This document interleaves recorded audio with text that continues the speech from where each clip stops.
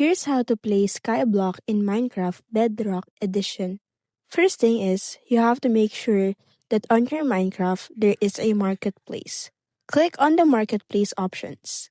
Now once you're already on the marketplace options, at the right top you will see there the search options. Search for Skyblock. Now the difficult here is there are a lot of Skyblock edition. There are Skyblock Plus, Skyblock Updated, Skyblock Lucky Block. Now what you need to do is to choose the kind of version of Skyblock that you wanted to play on your Minecraft. Now to make it easier for you to choose, you can go to Sort Options.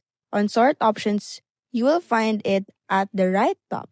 Click on Sort and sort it depending on how you like it. Now afterwards, choose a Skyblock options that you wanted to play and then click on the coin button so you can purchase it on your Minecraft account and play.